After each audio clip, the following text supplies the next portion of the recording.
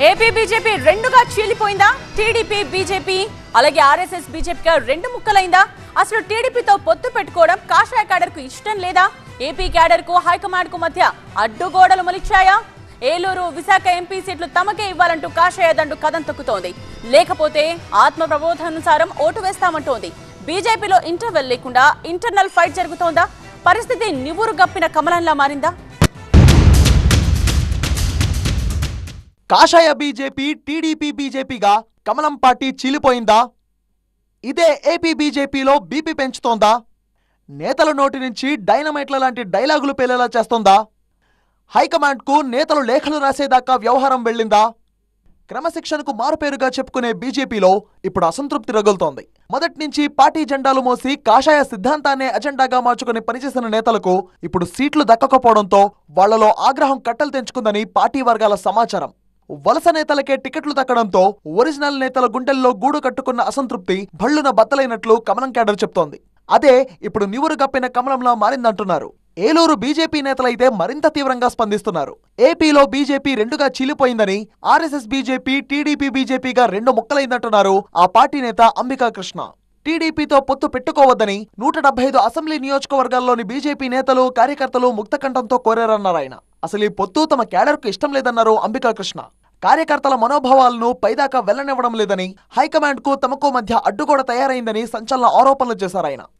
Bharatiya Janata party అనేది అసలు పేరు, కానీ ఆంధ్రప్రదేశ్లో రెండు భారతీయ జనతా పార్టీలు ఉన్నాయి. ఒకటి టీడీపీ జనతా పార్టీ, రెండు RSS Bharatiya Janata party. Eluru MP అభ్యర్థిగా టీడీపీ నేత పుట్ట మహేష్ యాదవ్ ఎంపికను తప్పుపట్టారు అంబికా కృష్ణ. బీజేపీ నేత గారపాటి చౌదరి పరిస్థితి ఏంటని ప్రశ్నించారు ఆయన.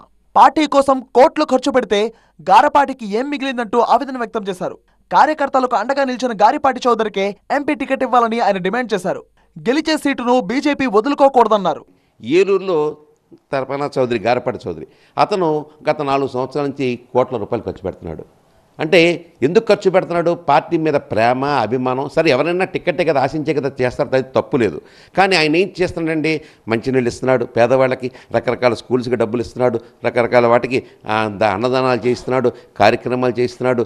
ఎక్కడ పడితే అక్కడ మొన్న మధ్యన ఆయన మన పైన రక్షణ శాఖ మంత్రి గారు వచ్చిన రోజున కూడా పెద్ద కార్యక్రమం చేశారు. ఇలాగ ఎన్నో కార్యక్రమాలు చేస్తూ ఆయన చేస్తే ఇవాళ ఆయన టికెట్ లేకుండా పోయింది. ఆయన ఏం చేశాడు తప్పు? ఏలూరు ఎంపీ సీట్లో టీడీపీ అభ్యర్థికి ఓటు వేసేదే లేదంటున్నారు అంబికా కృష్ణ. బీజేపీ నేతలు కార్యకర్తలు ఆత్మ ప్రబోధానుసారం ఓటు వేస్తారంటూ ఘాటు కమెంట్లు చేశారు. టీడీపీ బీజేపీ నేతలకే టికెట్లు దక్కాయంటూ ఆరోపణలు చేశారు. ఇప్పుడు బీజేపీలో ఉన్న కార్యకర్తలందరూ కూడా మా మనోభావాలు ఎలా ఉన్నాయంటే, మోడీ గారంటే మాకు ఇష్టము, బీజేపీ అంటే మాకు ప్రాణము, కానీ ఓటు మాత్రం మా ఆత్మసాక్షిగా వేసుకుంటాం అనే నిర్ణయానికి వచ్చేసారు.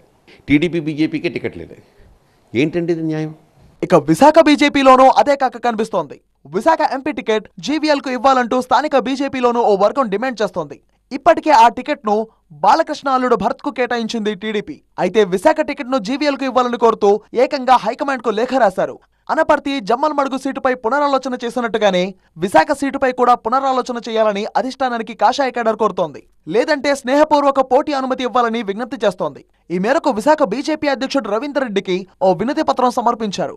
విశాఖ ఎంపీ సీటు బీజేపీకే కేటాయించాలని, జీవీఎల్ కు టికెట్ ఇవ్వాలంటూ పార్టీ హైకమాండ్ కు విజ్ఞప్తి చేశారు కొందరు బీజేపీ నేతలు. ఇది బీజేపీ సీట్ అని అందరికీ తెలుసు. గతంలో శ్రీ కంబబాటి హరిబాబు గారు గెలవడం జరిగింది. అలాంటి ఎంపీ సీట్ని వదులుకోవడం అనేది చాలా దురదృష్టకరం. దయచేసి ఇప్పటికైనా సరే మా జిల్లా నాయకులు, రాష్ట్ర నాయకులు, జాతీయ నాయకులు దీనిపై విచారణ జరిపి, ఎందుకంటే ఇంకా నెల రోజులు ఎన్నికలకి సమయం ఉంది కాబట్టి ఈ యొక్క విశాఖపట్నం జిల్లా పార్లమెంట్ ఎంపీ సీట్ని మాకు బీజేపీ కేటాయించాలని కోరుకుంటాం. పొత్తులో భాగంగా విశాఖ సీట్ను టీడీపీకి కేటాయించినప్పుడే తమ పార్టీ శ్రేణులు స్పందించాల్సిందని ఇప్పుడు ఆలస్యం అయిందంటున్నారు జిల్లా బీజేపీ అధ్యక్షుడు రవీందర్ రెడ్డి. వీళ్ళు ఇచ్చిన రిప్రజెంటేషన్ ఈ రోజు అనేది లేట్ అంటాను నేను. ఖచ్చితంగా టీడీపీ అభ్యర్థిగా, అంటే ఉమ్మడి అభ్యర్థిగా టీడీపీ నుంచి శ్రీ భరత్ గారిని అనౌన్స్ చేసిన ఆ క్షణమే మీరు ఈ విధంగా వచ్చి ఉంటే నేను అభ్యంతరం చెప్పేవాడిని కాదు. ఈ సందర్భంలో నేను ఖచ్చితంగా సపోర్ట్ చేయలేను. బట్ వీరి తాలూకా అభ్యర్థన ఏదైతే ఉందో దాన్ని రాష్ట్ర పార్టీ దృష్టికి మాత్రం తీసుకువెళ్తాను. ఏలూరు విశాఖ ఎంపీ సీట్ల కోసం బీజేపీ నేతల పట్టుతో కూటమిలో కుంపటి రగులుతోందా? క్రమశిక్షణకు మారుపేరుగా చెప్పుకునే పార్టీలో పరిస్థితి ఇప్పుడు నివురు గప్పిన కమలంలా మారిందా? టీడీపీ బీజేపీ, ఆర్ఎస్ఎస్ బీజేపీ మధ్య యుద్ధం ఎటు దారితీస్తుందో చూడాలి మరి.